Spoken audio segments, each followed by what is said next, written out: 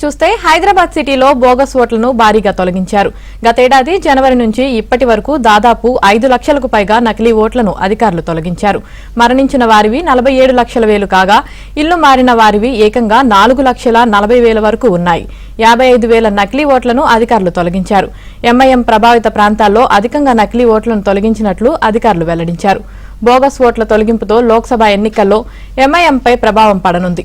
పాత బస్తీలో నకిలీ ఓట్లపై ఇప్పటికే పలుమార్లు ఈసీకి బీజేపీ అభ్యర్థి మాధవీలత ఫిర్యాదు చేశారు. నాంపల్లి నియోజకవర్గంలో అత్యధికంగా 21,000 నకిలీ ఓట్లు తొలగించగా కార్వాన్ నియోజకవర్గంలో 20,000 పై చిలుకు ఓట్లు తొలగించినట్లు ఈసీ వెల్లడించింది.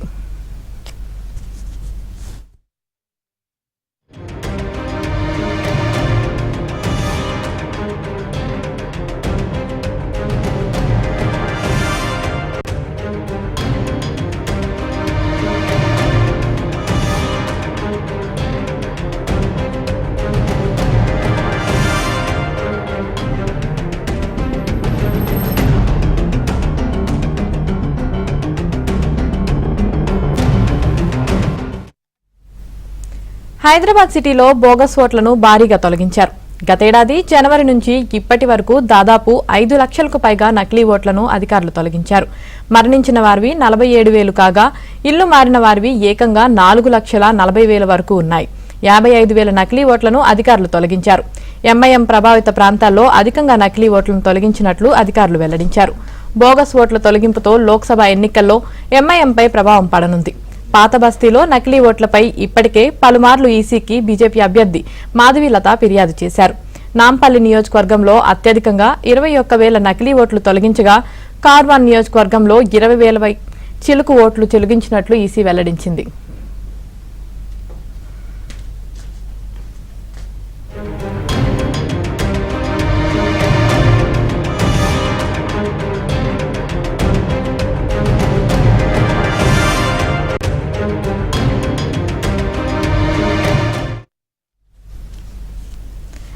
హెచ్వైడీ సిటీలో భారీగా బోగస్ ఓట్లను తొలగించారు. ఇదే విషయానికి సంబంధించి మరింత సమాచారం మా ప్రతినిధి నుమాన్ లైవ్ లో అందిస్తారు. నుమాన్,